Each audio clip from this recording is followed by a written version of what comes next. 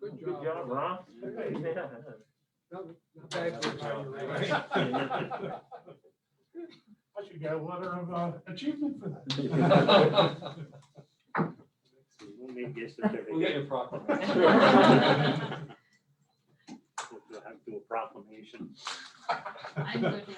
You have 29 up there, so whatever you want to do. Yeah, I got 29 in If the. you knew how untech savvy I am, you really would. Oh, no, you can't be worse than me. Last time I touched it, I think I knocked the whole system out. We had to cancel the meeting. No.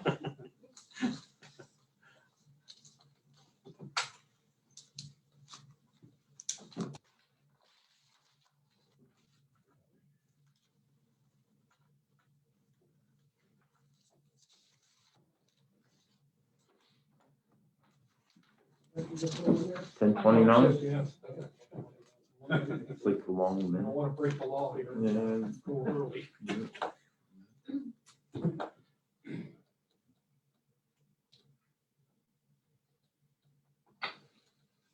Everybody's so quiet. Now call the meeting of the Carbon County Board of Commissioners to order. Please rise for a moment of silence, prayer, and pledge of allegiance.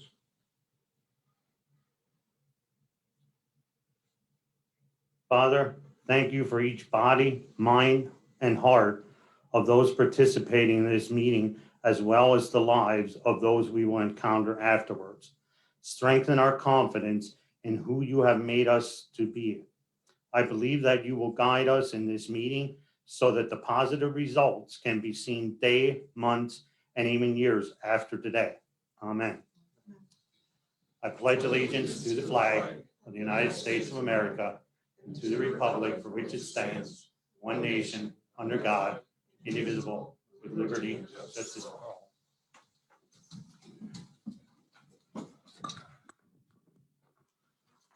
These proceedings are being recorded for the sole purpose of constituting the accuracy of written minutes. Tapes are reused, eliminating recorded records of these proceedings. Approval of the minutes on the previous meeting held May 13th, 2021. Motion approved. Second. Mr. Arner? Yes. Mr. Lukasevich? Yes. Mr. Nostine? Yes. Are there any guests concerning county business? Hearing none, we'll move on.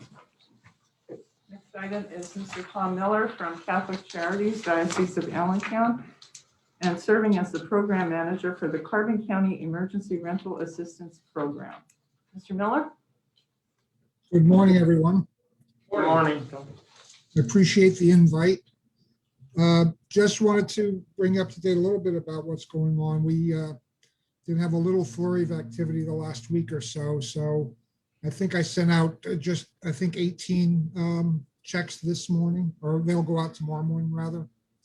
We're still not getting the volume that I thought we would get, but I think we got a little bit of a push from the provider meeting that we had last week, where I think some people are spreading the word a little bit. We are seeing that we're putting more people up in hotels and motels as temporary while we work on case management to get them permanent homes. If anybody has any questions about the program or about any particulars, I'm happy to address them. Tom, can you give us an overview of the statistics? You know, how many families, landlords have been served, the amount of funds that have been distributed and or obligated or committed to future, be it current, past or arrears or into the future? Yeah, I am pulling that up as we speak.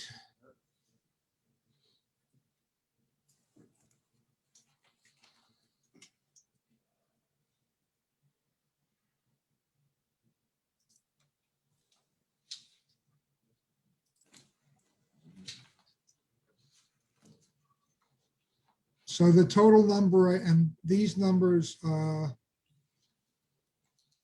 were submitted last week. So 65 households received assistance for a total of $298,000, almost $299,000. That's through the end of April. So we, as I said, we had a flurry for May. So I'll have those updated figures probably next week. Unless I misread it this morning, I saw an email, I don't know if Chris or Rocky saw it, on the start date for the program. Well, well into the program, so apparently they aren't aware, I don't know.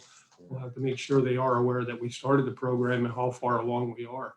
That's interesting because 2 weeks ago on WFMZ, there was an article online that said that the number of applications is far less than anticipated. And I thought to myself, how do they know that? Because nobody has submitted a report yet. So I don't know where those numbers came from, but Right, because we just submitted last week was our first report requirement. Is that correct, Tom? yes. And like I said, that came out a week before that. Yeah. So And Tom, if people want information on Carbon County's Emergency Rental Assistance Program, what's the website and phone number that they can go to? So they can go to Catholic Charities AD.org. And there they will see a rental assistance tab at the very top. And so Carbon is on there. And that's where the application is housed and can be filled out and submitted. And then I download those every morning when I come in. I check them and download the most recent ones. And then if they have a question when filling out the application, who or where do they call? And the number, please. Okay, right now, because, we sort of set up a special number to field those calls. Let me grab that quick. So while you're doing that, I'll remind everyone it's CatholicCharitiesAD.org. From there, there's an emergency rental assistance program link further into the website where the application is posted. And that is on our website. Yep, that and it is information. ours also. And the Yep. phone number, I'm sure. Yep.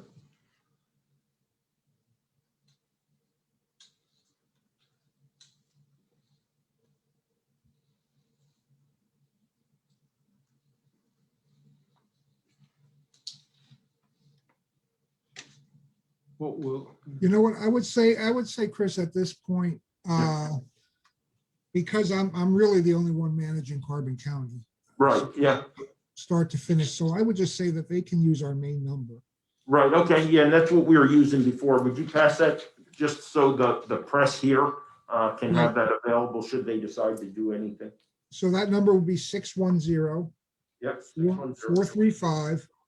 435-1541, and my direct extension is 302.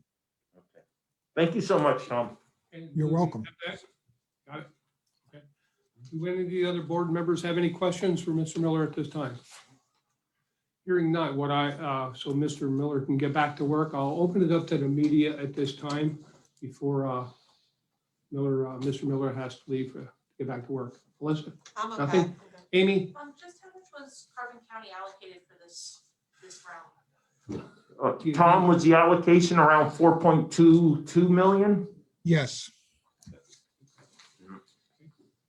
Thank you. Kelly, nothing? You're good? Okay, thank you very much for joining us today, Mr. Miller. Okay, thank you all. Enjoy your day. All right, thank You you. too. Okay, we'll move on. Next item is the opening of bids, CDBG project, Westport Borough, water and sewer improvements, fiscal year 2017, Bridge Street stormwater improvements. And our first bidder is CPA Paving Services out of Harrisburg, Pennsylvania.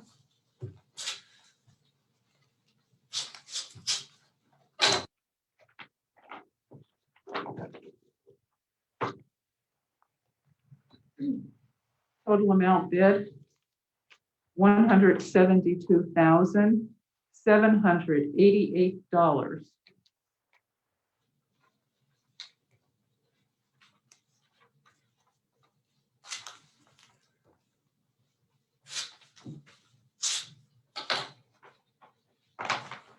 There's a 10% discount.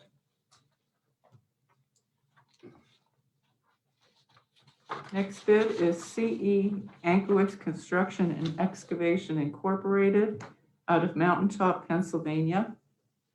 The total amount bid,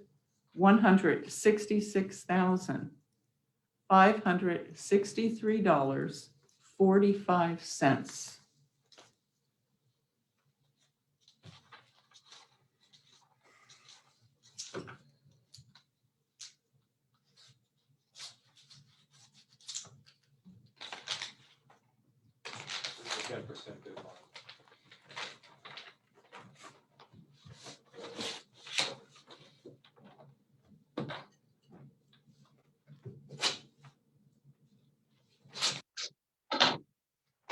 The next bidder is H&K Group Incorporated out of Skippack, Pennsylvania.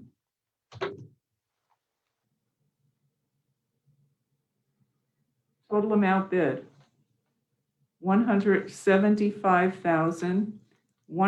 $175,170.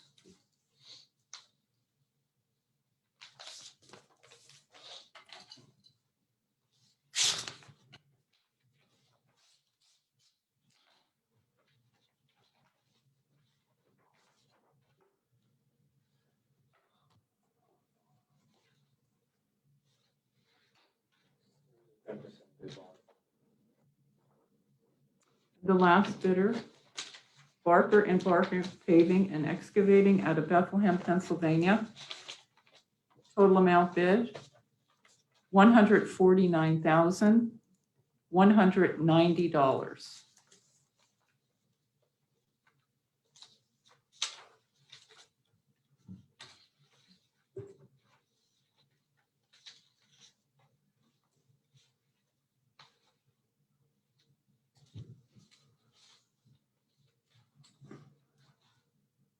There was a 10% bid bond.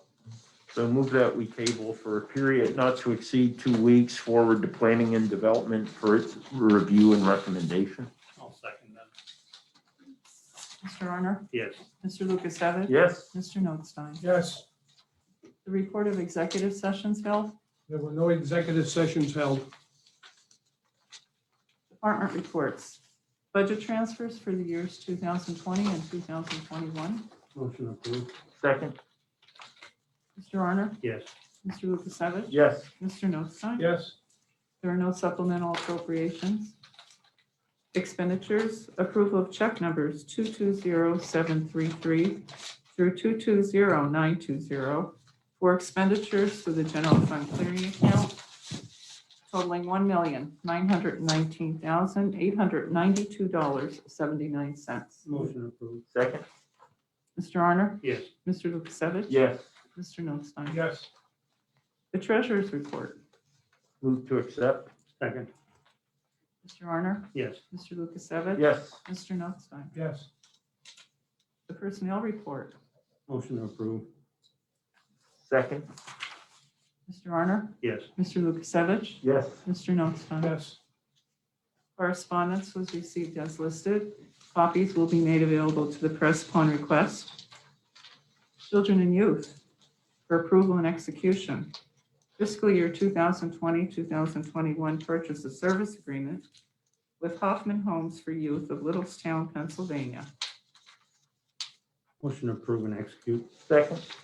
Mr. Arner? Yes. Mr. Lukasevich? Yes. Mr. Notstein? yes,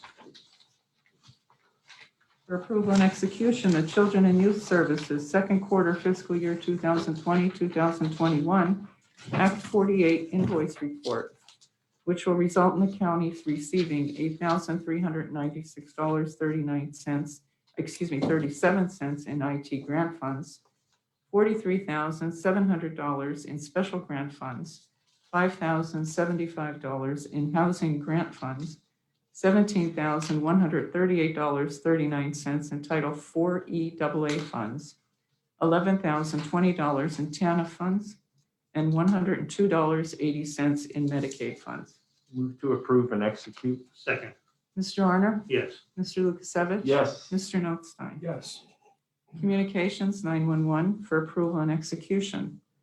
Letter of engagement for the provisioning of Next Gen 911 with the Commonwealth of Pennsylvania, acting through the Pennsylvania Emergency Management Agency to sustain Next Gen 911.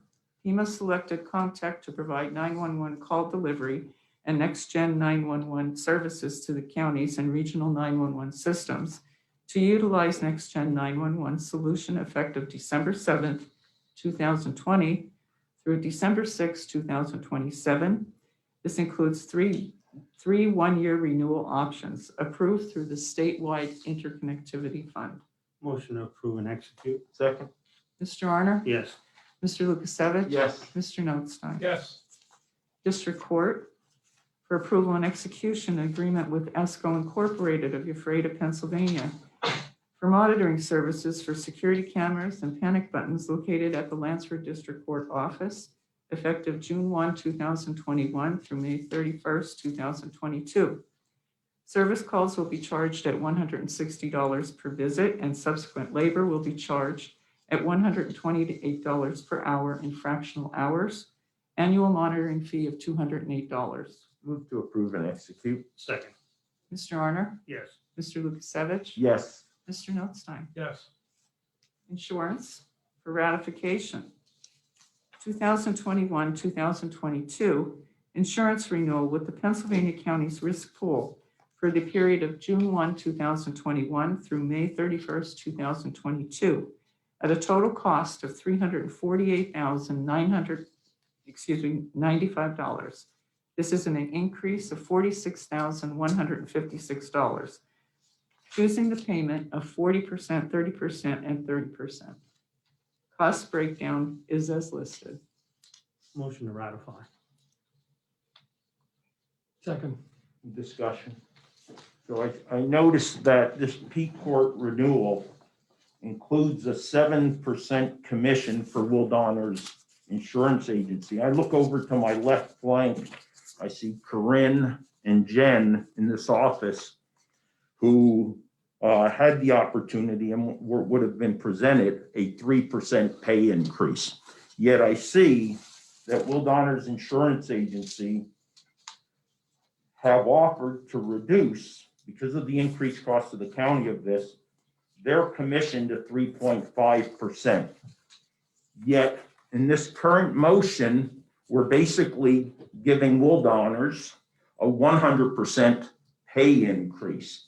And why I can award merit 100% increase compared to what our employees received. One is unfair, and it's not fiscally conservative or a responsible act.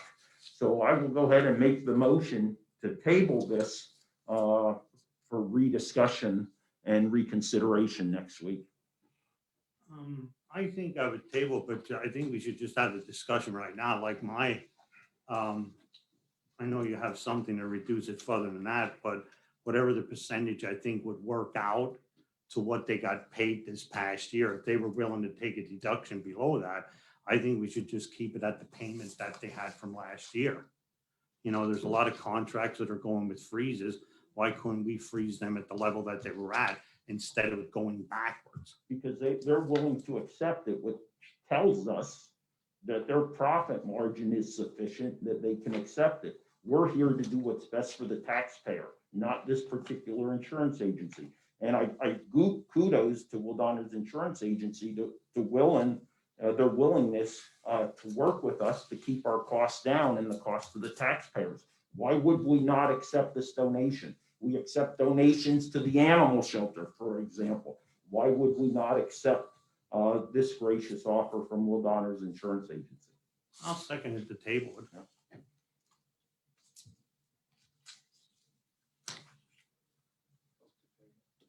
Okay, so for the tabling, Mr. Arner? Yes. Mr. Lukasevich? Yes. Mr. Notstein? Yes. Mr. Personal Go ahead. God. Solicitor. Yes, that first motion is gone. So the only thing we want to recommend again is, or note that the insurance expires May 31st, so we have to take action Next week. next week Yeah. to keep our insurance in place. And the insurance is based on the percentage, and the reason for the increase is the insurance claims. And that's what the costs are based Yeah. on. Okay. Planning and development. For approval and execution, subcontract agreement between the county and the Carbon County Chamber and Economic Development Corporation to provide assistance to the CDBG Business Assistance Program. The Carbon Chamber and Economic Development Corporation will be reimbursed by the county at an hourly rate of $30. The county shall have the right to terminate this contract on 15 days written notice to the contractor. So moved. Second. Mr. Arner? Yes. Mr. Lukasevich? Yes. Mr. Notstein? Yes. Teamsters, a settlement agreement. For approval and execution, settlement agreement relative to Teamsters grievance number 46370, agreeing to compensate employees who were mandated to work overtime for 3 or more consecutive days between December 28th, 2020 and January 27th, 2021. Compensation equals 1/2 of his or her hourly rate plus the shift differential if applicable. Said settlement amicably resolves the dispute and has no precedential effect on any other actions, grievance, arbitration, or any other proceeding of any kind. Move to, Go ahead. I move to approve and execute. Second. Mr. Arner? Yes. Mr. Lukasevich? Yes. Mr. Notstein? Yes. For approval and execution, settlement agreement relative to Teamsters grievance number 46272, agreeing to reimburse 1 personal day to a said employee. Said settlement amicably resolves the dispute and has no precedential effect on any other action, grievance, arbitration, or any other proceeding of any kind. Motion to approve and execute. Second. Mr. Arner? Yes. Mr. Lukasevich? Yes. Mr. Notstein? Yes. Solicitors report? Thank you. 4476 Susquehanna Street project. Approval and execution, a revised proposal received from Corporate Environments of Bethlehem, Pennsylvania, for furnishings located on the first floor of 76 Susquehanna Street. As indicated, total cost of $163,068.92. This replaces the proposals approved at the May 6, 2021 meeting, agenda item 21-224. Move to approve and execute. Second on discussion. I just want to explain a little bit to everybody how this dollar amount came to. Originally, we were probably approximately $300,000 to $400,000 for the furniture in the 76 building. And with this, as everybody can see, it's $163,068.92. And I have to commend Corporate Environmental for coming in. They looked at our furniture that was good, things that matched up that they can match up. And they wound up saving us money that, we had furniture in here that if we would have had it a sale, probably would have been worth $20. But there were things that were actually like showroom condition that they used. So I want to thank them for doing that. And I'm hoping this motion passes because this shows that we are out to save money for the county, and that's a lot of money that was saved in trying to do it the right way. Thank you. Mr. Arner? Yes. Mr. Lukasevich? Yes. Mr. Notstein? Yes. Banner request for approval and execution. A banner request submitted for Renegades Inc. for the Jim Thorpe Area Running Festival, May 22nd and 23rd, 2021. The banner request is May 20 through May 24, 2021. Move to approve and execute. Second. Mr. Arner? Yes. Mr. Lukasevich? Yes. Mr. Notstein? Yes. Children and Youth for approval and execution. A revised affiliation agreement between Carbon County Children and Youth and Kutztown University for utilization of college student in the capacity of unpaid internship. The term of the agreement will be 420 hours for a period of 15 weeks. This replaces the agreement approved at the April 29th, 2021 meeting, agenda item 21-211. Motion to approve and execute. Second. Mr. Arner? Yes. Mr. Lukasevich? Yes. Mr. Notstein? Yes. Parks and Recreation for approval and execution. Special activities agreements for use of Mock Chunk Lake Park were submitted for the following: St. Mark's and St. John's Episcopal Church, 4-mile and 15K foot race, the Race Street Run on July 3rd, 2021. Lenape Nation Native American Festival, Mock Chunk Powwow, September 11th and 12th, 2021. Pending receipt of valid insurance certificate. And Qigong exercise classes on the beach for the dates listed. Move to approve and execute to include the last one. Huh? Second. Mr. Arner, Yes. Mr. Lukasevich, Yes. Mr. Notstein. Yes.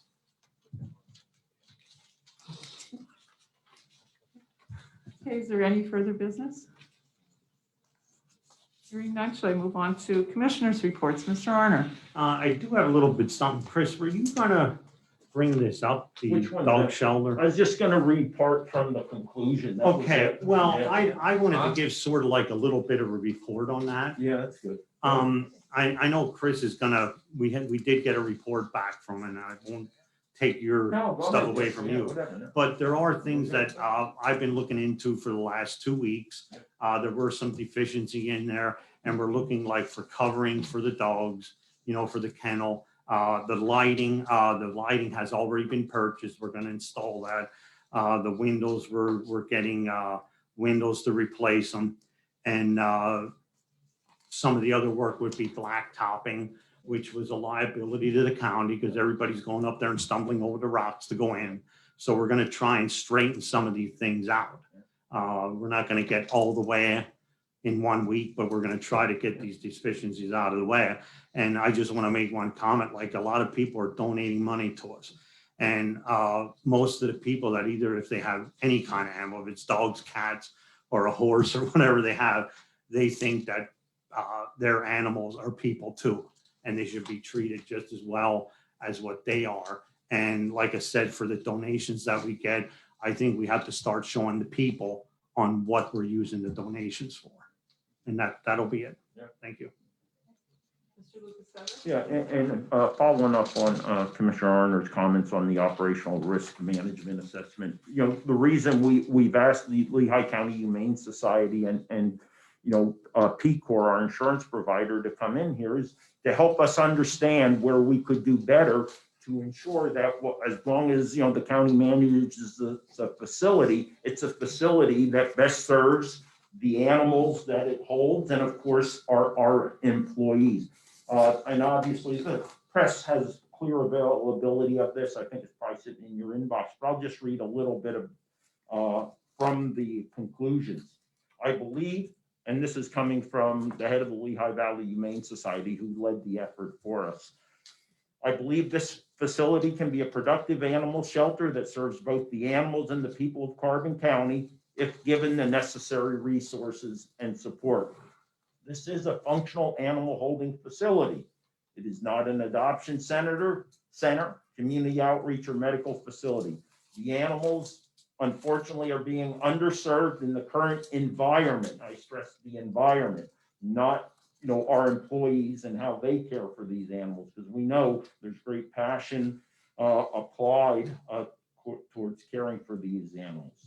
The shelter manager is overworked, and we know Tom is, and we've been making efforts, increasing salaries, increased to an additional full-time employee to try to help alleviate that stress on Tom up there and the calls that he gets all hours of the day and night. Many of these issues that are presented here can be addressed in a relatively quick manner, as Rocky mentioned, and inexpensive, while others will require more time and financial support. And we're committed to running the best facility and managing the best facility we can. And we will continue to work with the Humane Society and PCOR, and of course, Tom up at the shelter to realize some of the recommendations of that study. Mention a little bit, Mock Chunk Lake Park, beach opens a week from Saturday. We do have a good contingent size of lifeguards. All 3 swim areas will be open. Understand that tends to wax and wane as kids come in and out of school activities and stuff, but the director of the park was here this morning for a few minutes and all looks really good for the opening of the beach segment. Of course, camping has been ongoing here for a while. I will mention voting. The last couple of days we've been up interacting with Lisa and the team up there, and we thank them for all the work they have done. I will mention the process is ongoing when it comes to the write-in ballots and starting to assess them and tabulate them. Now, there are over 3,000 write-ins, so ballots that have write-ins. But I'll give you an example, and this is just a mock-up. I understand it's tough to see, but you can see the Sharpie and writing. I looked at numerous ballots that had write-ins. Each ballot could contain 10, 12, 13 separate write-ins in there. So when we say there's 3,000 ballots, you could potentially multiply that times 10.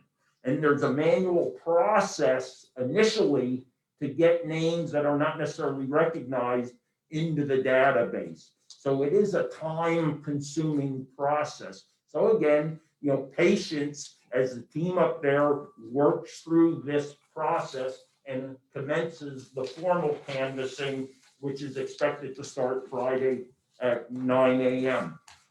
We did have reports of some phone outages up at the school district on Tuesday morning or Tuesday, which inhibited some flow of additional materials out to, I believe it was Penn Forest Township. Again, remember, every facility also has what they refer to as a tablet, which is really a giant computer screen, so that when there was a shortage of ballots for the non-affiliated voters. Remember, the non-affiliated voters could vote in this election for the 4 questions, 3 constitutional, 1 referendum. So some of those did run short, and they did quickly get resupplied. But again, it was exacerbated a little bit by the phone problems for a couple hours with Penn Forest. I think Summit Hill also might have had a similar request for more non-affiliated ballots. And they're the only kind of anomalies or problems that I've heard of so far. That's all I have.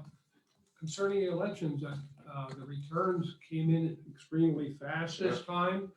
The people that work, Corinne, Jen, the others in our office, Colleen and Lisa, and all the staff up at the election office, they were boom, boom, boom. They had their assembly line set up. Things moved rapidly and it went very, very well. The sad part about the election is the low turnout. People just don't realize how important the local offices are, whether it's school board, township, or borough. These offices are the ones that touch you every day compared to the state and federal government. So that's disappointing when we have such a low turnout, and a lot of people don't trust the machines yet. I feel very confident everything was handled in a professional manner.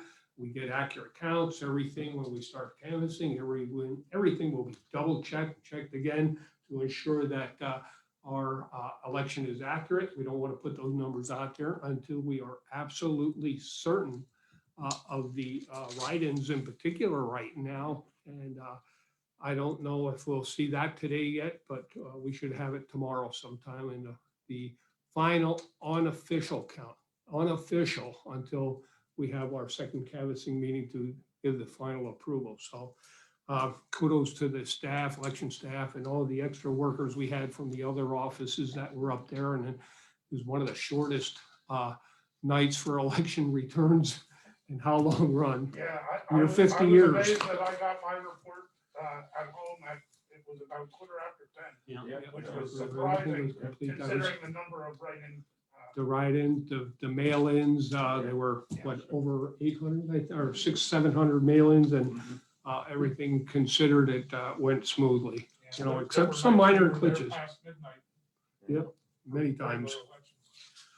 So the other thing I have, if you saw under correspondence today regarding an article that was put out by the Pennsylvania Department of Military and Veterans Affairs, and it highlighted Carbon County, and it's on veteran suicide. Carbon County has about 8% of the population are veterans, which is about 5,000 to 6,000 people. It's hard to keep track of all the numbers, but we have the highest suicide rate in the state of Pennsylvania. Now, the highest, but we're right up there. There's several others that are right behind us within a percent or two. So, but because of that, we were selected to do a pilot program. I think there's 2 counties in the the state, and ours was highlighted in an article together with veterans. And it's a partnership, and we did receive a grant last year. Unfortunately, with COVID and everything else going on, hasn't taken off like we wanted to because of inability to meet and do some things like the point in time homeless count. They could not go out this year and do the actual count. We got them in the homeless facilities that we have, but not out in the street looking for them. So it's a partnership. It's together with veterans, which requires an action plan, address of the veteran suicide program. And it's a community-based suicide prevention program that partners rural veterans and community agencies to identify the service members, veterans, and families in a screening for suicide risk, promoting correctness and improving care transition to reduce the lethal suicide methods and enhance safety. It's not an easy job to identify those veterans out there in need. And we'll probably be, we will be developing some educational programs, outreach programs to, for families as well, and to recognize the symptoms or what family members should be looking for those that are at risk. The more information will be coming out on the program as we progress. I know Christine Leclerc, our Veterans Director, and I spent some time on a phone yesterday with the person that wrote this article for the Department of Military and Veterans Affairs, the Deputy Communications Director, and we're working on a article for the County Commissioners Association quarterly magazine, and we're also working, the committee is also working on doing a presentation at the Commissioners Association on suicide vet. We have a long way to go trying to identify the people in need. I would encourage all veterans to go onto the Department of Military and Veterans Affairs registry site and register. Unfortunately, our veterans in today's society do not register or are not recognized by our World War II Korean veterans in particular. Started slowing down, I'd say, with the Vietnam era veterans and even getting registered. So it's hard to identify who is even a veteran. Same with, I know Christine has been working very closely with the county coroner and trying to compare the names of those that are deceased, not only commit suicide, but you know, comparing the names and trying to identify if they are veterans. Are they in the system? In most cases, they are not even in the system. So we don't even know if they're veterans for sure. But we're looking at some legislation to change all that. It's, I think, one of the biggest programs that probably kept us from being even worse as far as veteran suicide. Was probably the vet court that we started about 3-4 years ago, and have had 3 or 4 and have another upcoming graduation shortly for vet court. And it has saved lives already. Unfortunately, we had lost one, not to suicide, but to a drug overdose. And it's hard to say, really, was it an intentional suicide? It was a person that was really, really struggling, even with the graduation and follow-up treatment and counseling, et cetera. And sometimes there's, it's just, they're beyond help. You just can only do so much for these. But I'm excited about the program. Looking forward to seeing this all the way through. I know their goal is 0, probably a dream, but we will continue to pursue this as long as we can. So that's all I have today. Okay, meeting adjourned. Sarah, would you like to join us up here before we start?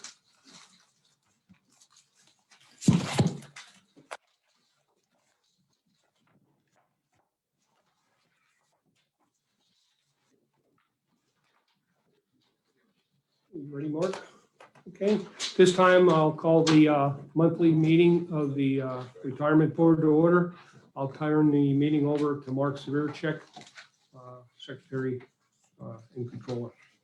Thank you, Mr. Chairman, and good morning to everyone. Good morning. We're going to start with the approval of the minutes of the previous meeting held April 15th, 2021. Motion approved. Second. And Mr. Sheehan? Yes. Mr. Sarchet, yes. Mr. Arner? Yes. Mr. Lukasevich? Yes. Mr. Notstein? Yes. Any guests concerning retirement board business? There was a report of executive, under executive sessions, we actually had a workshop session held May 11th of 2021. Next, we'll look to ratify the warrant. Checks number 40679 to 40685 and direct deposits numbers 7011944 to 7012334 for the month of April. Move to approve. Okay, Ron. Second. Okay, Mr. Sheehan? Yes. Mr. Spurcheck, yes. Mr. Arner? Yes. Mr. Lukasevich? Yes. Mr. Notstein? Yes. Next is the retirement activity for the month of April. And there were 6 retirement refunds and no other activity. And our ending portfolio value balance as of April 30th, 2021 was $92,684,642, which is another all-time high in the fund at that time. I know Sarah will give us an update when we get to her. And yes, I am smiling under this matter. You're not even close to retirement, Rock, okay? Okay. Let's see, any correspondence? I do not have any correspondence to bring to the board. Solicitor's report? Okay. I'm just going to take little things a little out of order today. I want to get to the further business, which is resulting from the workshop session we had on May 11th with a representative from our actuary, Korn Ferry. And with discussing that recommendation, I'm looking for action today to adopt the recommendation from Korn Ferry to adopt the revised 2019 mortality tables and use of the revised method for member deductions. Any, To adopt the revised tables. pardon me? Second. Yeah, move to revise. Okay. To adopt the revised tables. And just for clarification, we're replacing mortality table RP 2013 with the public retirement plan mortality tables, commonly known as Pub 10. And did you also take care of the discounted rate or? No. Okay. No. Okay, so Do you want to include that, Steve? Well, that was part of, Separate. I was doing it as one because that was a recommendation and I thought we were in agreement on it. Oh, yeah, we had discussed that we were Yes. gonna make it a motion. and- Yes. Yeah. So we're doing it under one motion if that's acceptable. And again, for clarification, what we're doing is we're revising the method for member deductions using the discounted value of member contributions or member balances. Just for clarification, so that we have it correct. Yeah. Would you please at this time for, see faces over here, what does that mean to our employees? You want me to go or? Go ahead. I'm on a roll? Okay. Okay. So what happens is, we have been using a table going back from 2013. And the actuary is advising us that a new series of tables have come out that are specifically geared towards public sector employees. And public sector employees tend to live a little bit longer. And if I remember correctly, surprisingly, women were just a little bit shorter, which was kind of surprising.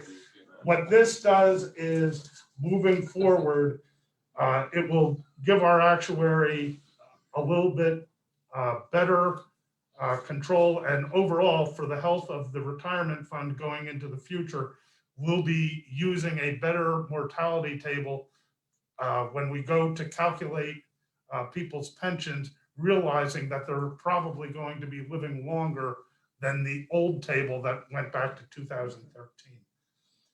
As far as the change in the member valuation, what we're trying to do is keep the fund fully funded while also trying to reduce or keep contained as much as possible the annual contribution that the county would have to put into the fund. And what this will do is, rather than recognizing the current balance as a liability, and you can correct me if I'm wrong, Sarah, because I'm not good at explaining this, it would kind of project the value of the members' contributions against the assumed rate of return of 7.5 versus what we're paying the members in interest on their contributions, which is at 5.5%. So what it does is it's taking a real-time projection of what our employees' values are and taking into account that we would normally be earning more than what we're paying them. And that way we're keeping part of the difference in those rates to offset future contributions. Correct. How'd I do? You did very well. Okay. And the other thing that I would add along with the treasurer's comments, the change with the mortality tables is not going to go away for us, obviously, or for any pension plan administrator. And anyone who studies any demographics knows that the population overall is living longer. So, just kicking that can down the road won't serve us well. So I'm happy that we are doing that as well. And doing the both actions together actually does also help reduce the financial impact or contribution for the county's contribution for the coming year. That was something else to point out as well.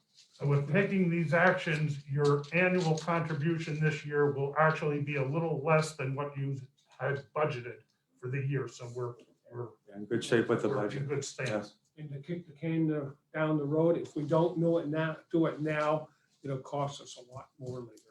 So, Right, especially with the nice returns we've been having on the fund, which also helps to reduce the overall impact of the change. Yeah, because it'll be a snowball effect. What you don't pay this year, you're going to be paying that plus more next year. So. You okay, Jim? I didn't want you to have a heart attack when you started talking It about could that. be that or the minutes. I don't know. You guys are doing right. He Yeah. doesn't. Yeah. Watch the replay. Right, yeah, okay. You know, and that mortality rate for females, Jen, that mortality rate for females was lower because those are the ones that were married, okay? Okay. Unless you're taking the Keyshawn class. Okay, call for vote. I'm sorry. Now, who made the motion? I think Commissioner Lukasevich made the motion. And I think Rocky signed it. Rocky seconded. Okay, thank you. Mr. Sheehan? Yes.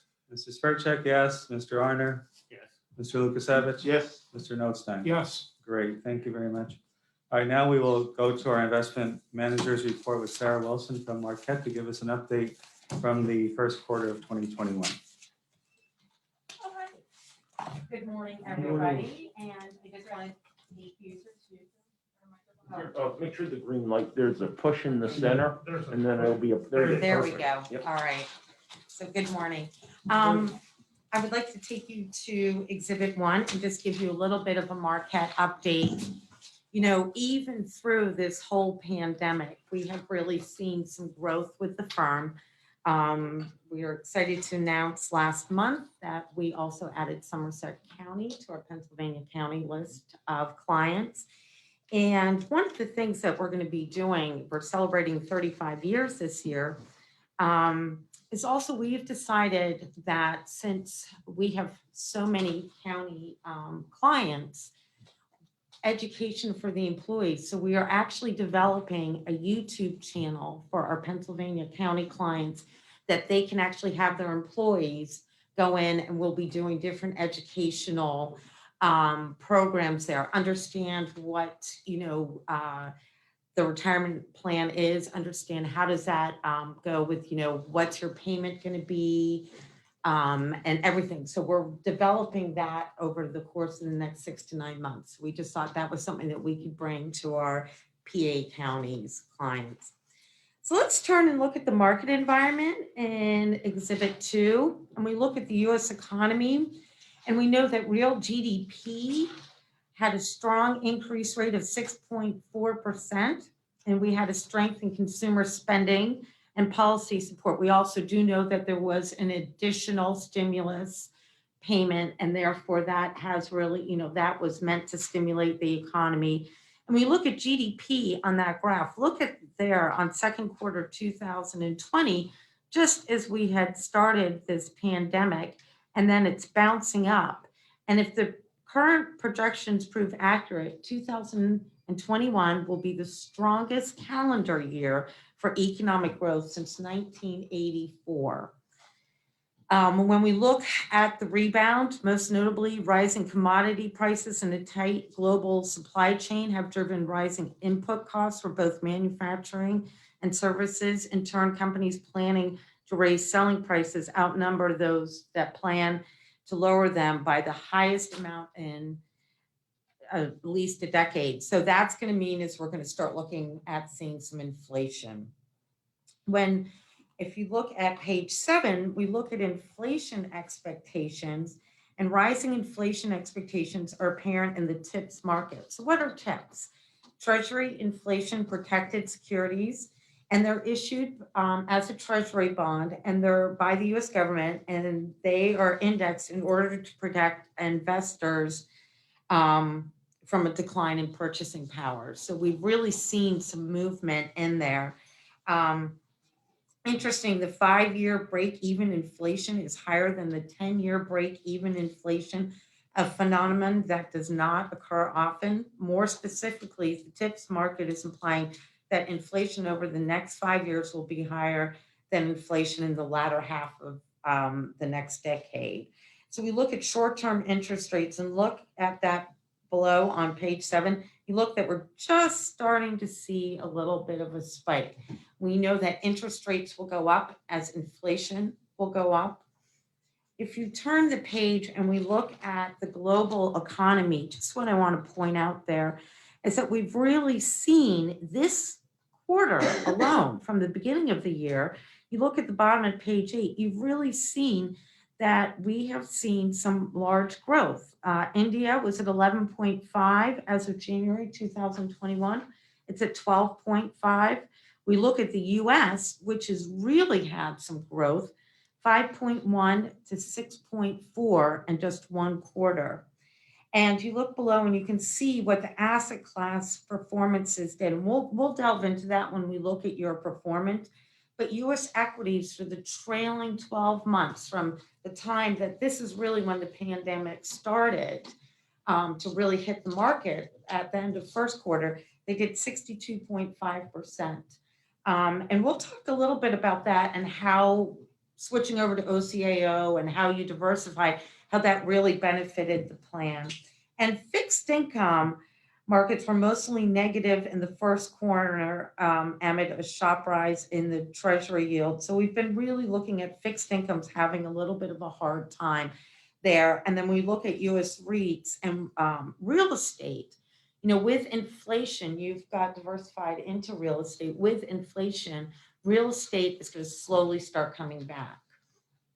And we'll start seeing that. If you turn the page, we look at the US equity markets, continued their stretch. You can see that consumer discretionary did 98.4%. We look at all, and then over the past year, domestic equities, as I said, returned more than 60%. Their best rolling 1-year return since the early 1980s. The run-up in equities have driven valuation measure to upper bounds of historic ranges, and investors are questioning how much more can they go before a correction.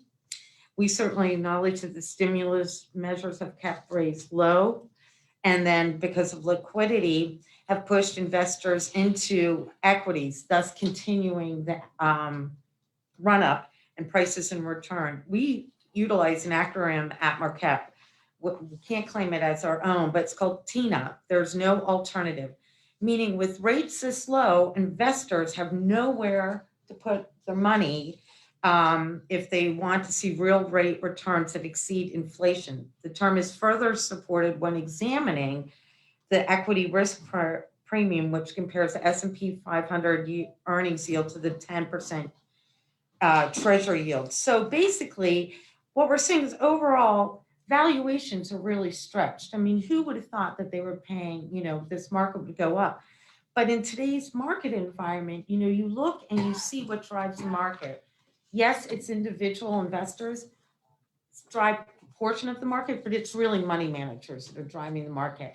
And if you are dedicated to that asset allocation investment policy, as most institutional investors are, you're going to have to put it in equities. So it's that diversification within the equities that's really going to make a change. And we just look at one nice thing that we saw is value stocks have now outperformed their growth stock counterparts for 2 quarters in a row. We take a certain value tilt. Last year and the year before, value really struggled, but we think in the overall and down markets that value will outperform slightly. We know that when we look at last year and we looked at that 1 quarter that was so negative, and even though you were transitioning in the portfolio, but abroad is we thought that value would actually protect in that, and it didn't, but there was no way to control that market. You had 5 stocks that led the S&P 500. So only 5 stocks out of 495 stocks outperformed that quarter. So we started to see that tilt. And we've also started to see that small cap has really done well. So therefore, you're going to see that in your performance. And we'll talk about your small cap managers. And then we just look quickly at the next page and we look at fixed income. Interest rates rose sharply for intermediate and long-term treasuries and quarter continue to increase. That began in the 4th quarter of last year. Treasury returns were deep in the red for the quarter, with the return of core bonds were down 3.4%. So this is just one other reason why to diversify the portfolio on fixed income. Are there any questions on the market? All right, so let's turn to the portfolio overview, which is in Exhibit 3. So the market value as of March 31st was 90.2 million. As Mark said, you have hit a high of 92. It's back down a little bit at 91.6, but within that number, you've also taken out benefit payments. So continuing to still grow. The fund returned 3.6 for the 1st quarter with a gain of 3.2. And for the trailing 12 months, April 1st to the end of March 2020 to 2021, you returned 35.2% and you had an investment gain of 24.7 million. Equity returned 6.4 versus the relative benchmark of 5.5. So we're going to talk a little bit about that you're now starting to see a little bit of some outperformance. U.S. equity composite returned 7.4 for the quarter. Global returned 4.1. Non-U.S. equity returned 5.6.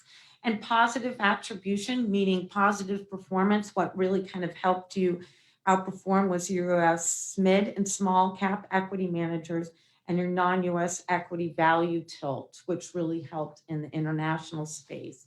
Real estate composite returned 1.9 versus a benchmark of 1.1. So we've really started to see that change. And then fixed income composite returned a negative 3.3 while returning 3.9 over the trailing 12 months. And that was really because we were able to put you in that high yield asset allocation. We've moved that around. We took it down, we put it back up. And that returned 1.9 during the quarter. So it outperformed regular bonds of negative 3.4. So that really added some value to that. And then if you look at the next page, you can just see what you've done over the course of 1 year, 3 years, 5 years. And interestingly enough, for the 1st quarter, it was 3.6 versus 3.0. And the 1 year, you did return 35.2 versus 36.5. It was under, but it was also, we had a huge transition of moving managers, rechanging things, and becoming a little bit more active. So I want to take you to page 34. Sarah, just Yes. quick before we turn off that page, if you look at the summary of cash flows, the net cash flow for 1 year at 4.1, 3 years at 12.1, 5 years at 19.8. Just want to point out to the commissioners, we're kind of staying steadily at about a $4 million annual net deficit cash flow. And that's simply that our contributions and our gains are not keeping pace with our payments going out. So Right. just something to keep an eye on. And part of that flux of change, really, it will settle out over time, but a lot of that occurred when we sold Weatherwood and we had a stoppage of contributions coming in, and yet we had a pretty good size number of people that actually took an early retirement out of the system. So over the course of time, that should smooth, but you can see it's consistently hitting at about a $4 million negative cash flow. So Ronnie, you're talking that when those individuals actually pass away over time. Over attrition, Right, it'll level off. Yeah. Right now, the overall system is feeling the pinch of more people flowing out Right. and less money coming in. Because when we sold Weatherwood, we went from over 500 employees down to about, I think we're at 350, 360. Well, 400 to I think about 300 full-time, 100 Right, yeah, part-time. yeah. So, that was a big reversal to the system, and we're still feeling the effects of it. That's all I wanted to point out. And I think along those lines as well, of course, the market has helped the fund, but I think along with the positive market activity is, I believe, our judicious diversification of the fund. So we may not have seen some of those really high gains, but when things go the other way, we shouldn't see a big drop either. So that's important to point out too. And also, I did forget one thing, talking about the fund, even with those two recent changes that we just voted on today to approve, the Carbon County Pension Fund is still well-funded. Well-funded are keywords for all of the employees and retirees to know that that is the best position you could be in, is being in a well-funded pension plan. Thank you. Until Ron retires. Until Ron, yeah. I'll be the next big hit on I the system. forgot about that. All right. Page 34, let's talk a little bit about how your managers did, and we're really going to start seeing the difference of this diversification. So let's just look at the U.S. equity composite. And we look at what it did for trailing 12 years, it did 60.9. But we ended up putting in American Funds Washington Mutual. And for the trailing 1 year, they did 53.5 versus 47.9. We put in Vanguard Dividend Growth. We know that consistently, you can see they had a little bit of underperformance. We're not really worried about that because we actually take those dividends every quarter, and that helps us with the cash. So we're comfortable with that. And then GWK is right there at the 10%. And then we go look at the global Harding and Loewer. So in this quarter, they did exactly what we wanted them to do. And they did 1.4 versus 0.3. Then we look at Dodge and Cox, which did 11.6 this quarter versus the benchmark of 8.9. And then since we have put them in May, they've done 48.3% versus the benchmark of 33.6%. This is one of your alpha managers. This is one of the reasons why when we diversified that global, you had one manager kind of in the global international space, and then we made those changes for you. Now, sometimes Dodge and Cox will go the other way, but it evens itself out, but we really think they're a great company to be in. And then we go look in Schroders, and for the quarter, they did 8.4 versus 7.1. Under non-US equities, real estate, you've done 4.5 since inception versus 3.3. And then we look at fixed income. C.S. McKee was right there on the benchmark, but for the year they did 2.6 versus 0.70. That's why you do always want to have an active fixed income manager in there and the size of this plan. And then we go look at Lord Abbett. And since we've put them in, they did 17.4% in the fixed income market versus 13.6. And I think that's really important. We won't always have them in the portfolio. It was something we made a move. We were very comfortable with that move. Seeing where fixed income's going. I mean, we're watching this probably twice a week. We may change that. We review these portfolios or these managers at least weekly on there with the OCIO. And one of the things that we did last year is we brought in Pat McDowell, who's heading up our OCIO program. So it is really strengthened. We've put a lot of resources into that, and especially with this market ever changing. So I think you're in really good shape. Are there questions? Okay, I think you're in good shape. Now, what I would like to do is you're in your next step of diversification. So for this size, we would like to come in and talk about infrastructure and defensive equity. And so I was thinking that maybe in July, we can do maybe a workshop, and then I'll come and present it at the next day at the meeting. I think and then look at your investment policy statement. As we go forward, we are looking at what protects you against this inflation within the market. We know real estate does. We also know that infrastructure does as well. And there's funds that we can get you in for infrastructure. They do take time to get in. So we would do a listed infrastructure kind of mutual fund right now if you were to approve it, and then we'll put you into a private placement for that. So we would like to talk about that. Also like to talk a little bit about defensive equity. There is a Parametrics mutual fund that actually just, and we only put you in 5%, 4 or 5, but that's going to take some of the volatility. We always look at volatility and risk when we look at your portfolio.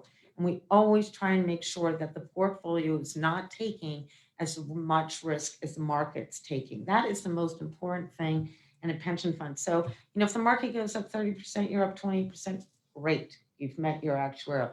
Market goes down 10% and you only go down 8.99%.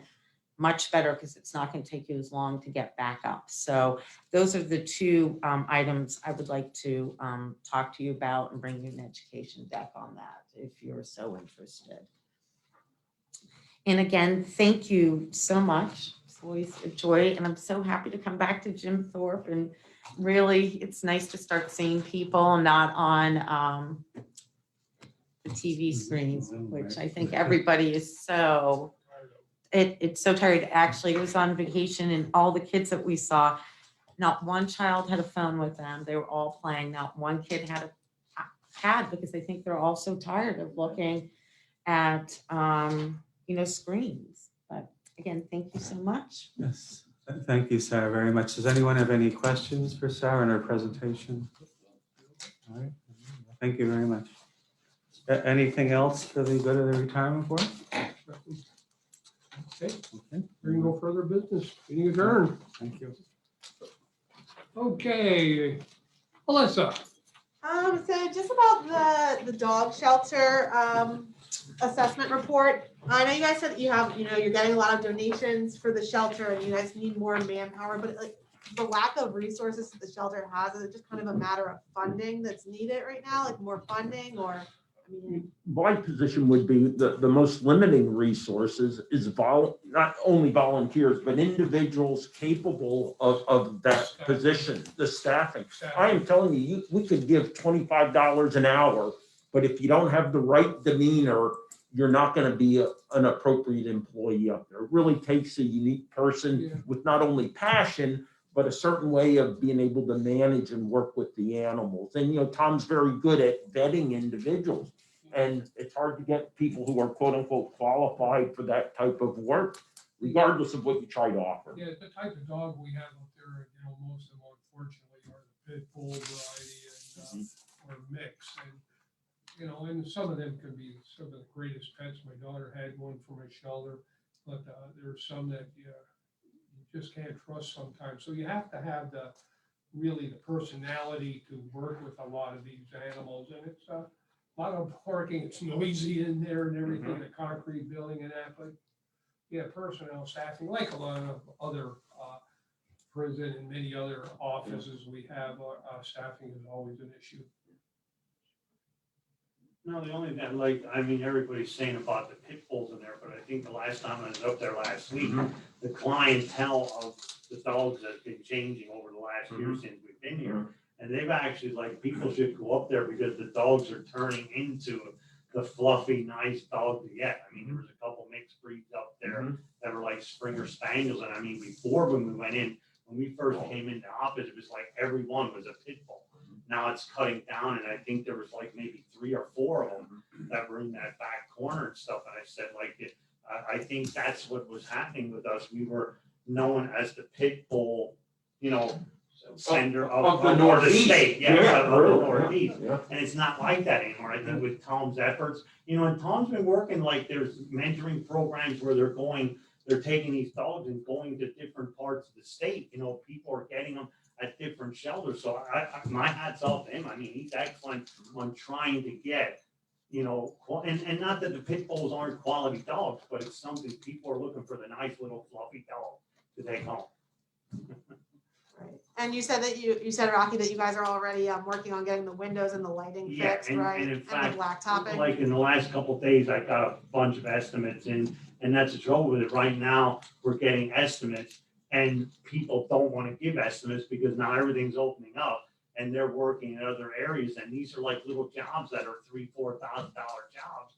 And it's like, that's hurting us. And as you've seen on the news, people that have businesses it's hard getting people to work for them. So that's what we're running into now. But like I said, and I try to do it like, you know, when you're under a certain dollar amount, you can just hire anybody. But I think what our mentality is, we're getting 3 estimates no matter what it is, so that we're doing it fairly to everybody. And it's tough to get 3, like even like on the blacktopping, I think we had 2 of them. One guy said he's that busy, he won't even know what to do. And some of them might be off 6 months to get it done. I mean, that puts us in liability or anything. I mean, not that we need it tomorrow, but we'd like to get these things done within the next month or 2. I mean, our liability keeps going up every day when these things aren't fixed. But I said to some of our workers here, and, you know, we're gonna try and fix whatever we can, but a lot of it, and I'm hoping by next week that I can have everything together, that we can have the blacktopping done, the shelters for, you know, out in the yard for them, and that's what I think we're looking for. Cool. And then the only other thing I just wanted to, I wasn't sure, what's the date for when election results have to be certified by? 20 days after the election is the actual 20 certification. days after. Yeah. Okay. I think that's it. Thank you. Amy, welcome back to you as well. Thanks. First of all, may I have a copy of the correspondence for the DMVA? Yes. And how many employees are currently up at the animal shelter? Do you know? I think it was at 15, I'm not sure. No, I the don't. number of employees. Oh, employees. I Yeah, thought employees. no, we only have Is it- 3, not, or we have the Tone, and then there's 2 other ones, right, that are. Yeah, but not all. I would just check with Dawn Yeah, or Luce in HR to Okay. confirm. Yeah, because one quit and one got hired, and I don't know what their start dates were. but- Okay, not a problem. And then I just want to back up actually to last week. One thing I realized I forgot to ask, Commissioner Lukasevich, you had opposed a few payments for salary. Why did you say no to a few of those? Yeah, so I actually did that in 2 consecutive weeks, if I recall. What had happened on 15 April, if I have the date correct from the emails, I don't have that paperwork with me. The Board of Commissioners had asked our chief clerk administrator to send out a notice to all county employees that for all intent and purposes, work from home telecommute had ended. And there were subsequent conversations that took place with, let's say, the entity that is overall responsible for a particular department. That department, in my view, was insubordinate and not complying with the guidance that was given, which is it's time to be back in the office and not telecommuting. They continued to do that. So I thought it would be appropriate that the supervisor and the deputy of that office should recognize my concern with their lack of adherence to a directive that was given, and I could find no reason not to actually follow. I think if it would have been justified up front, we want to continue because of A, B, and C, but at least in my assessment, we didn't receive a just justification to continue to telework. Matter of fact, another office was full on board working out of the office. Yet this office decided they would continue to, telecommute, telework. And are all offices in the county currently back in-house now, or? No, not totally. There are some that are still out. And there are Some of some, it because of space needs. Yeah, and it's because of the building. Yeah. Once the buildings are done, we should, I mean, we're not gonna be perfect, Construction but is the. we're gonna be a little bit better than we were today. and Amy, and we know some offices are more set to do that. Ones that have caseworkers that are outside, they're spending more time on the road, But again, if you have a office-centric staff, you could be in there. The situation has evolved with the pandemic and such that they could have been actually in the office space. So again, that was a demonstration, because they were actually already paid, but the point had to be made. I don't blame the employees, I think supervision too. Yeah, absolutely, yeah. Yeah, and that's why I just said the two supervisors, and again, there is a hierarchy and others have responsibility also. Thank you very much. Yeah. That's all I have. That's it. Kelly? I also have a copy of the correspondence. Yes. And also on the election counts, have write-ins started counting those? Yes. Mhm. Yes, they started yesterday morning, but it's a long, drawn-out process. I know we're all frustrated by it, people are asking, when are we gonna get it and that, and Yeah.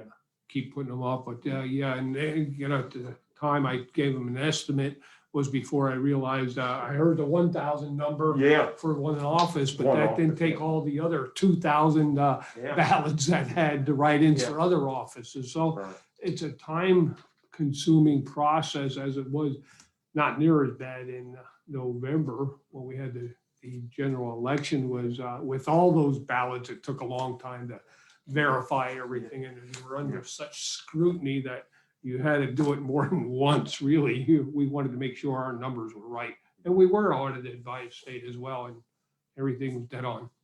Hey, Kelly, Amy, and Alyssa, and again, not to take any time away from Lisa and her staff, but to make the public better aware of what entails this particular step, I would recommend going up there, just taking 5 minutes of their time to show you the laborious work that goes in with these write-ins. She did that this morning to me, showed me how she's moving everything around, the staff up there. It would be worth your time and effort, and it would help us with communicating to the public, mostly those who are kind of waiting on bated breath, to see the write-in results. Yeah, and I think from the last election, I didn't think that everybody's seen it. There were things changed as the election was going Yeah, it on. wasn't as bad And this time. This time, I think they were left to actually do their job. Yeah. You know what I mean? And that's why, I was even shocked, like Ron had said before, I got that last report and I looked at it, I think it was like 10 after 10. Yeah. And when I looked at it, I'm thinking, I'll get the count when I get up in the morning, and the count was actually, done except for the these write-ins and stuff. But it was I was, not shocked, but I have to commend them for what they did. It was like a complete turnaround, I think, from the fall election. Department of State left us alone. Yes. Yeah. Hate to say it, but I'll probably hear about it, but We'll get a letter this They afternoon. developed systems. Last year was a pretty new experience. New And system, they- yeah. They it was- learned what worked and what What didn't didn't. last time. So. And we had to react a lot. It seemed like Yeah. literally every day there are You were given variations of the guidance guidance. last year. Yeah, variations of the guidance. Yeah. Anything else? Yes, Kelly? Okay, so will we have all of the write-ins unofficial by tomorrow? Maybe tomorrow. I wouldn't go there. Unless they're gonna work for the next 24 hours, I don't know. Maybe, keyword, maybe. Hey, I think you should ask Lisa when you go up there. Yeah, she could tell, yeah, Yeah. I didn't check myself today to Yeah. see how it was going. I Yeah. left her alone. I talked to her yesterday before lunch Yeah. and realized it wasn't gonna be yesterday, so, yeah, he's right. Check with Lisa, see how it's going. Put her on the spot. But you do have your first canvassing meeting tomorrow. Yes, that's just basically a motion to Get the open up process. the Yeah. process. Okay, so that the official may stretch into next week, but the unofficial we may have. Yeah, I maybe. wouldn't- We don't want to commit. I don't want to say one thing and things don't go as well as we'd like them to go. It's more embarrassing than giving a date. It'll be Friday, but we don't know if it's gonna be this Friday. We'll just say before the 20th day after the election, the official results will be sent to the Department of State. Yeah. Probably will be. Okay? Thank you. All right. Have a good one. Nice to Yeah, see you good. this back again, ladies.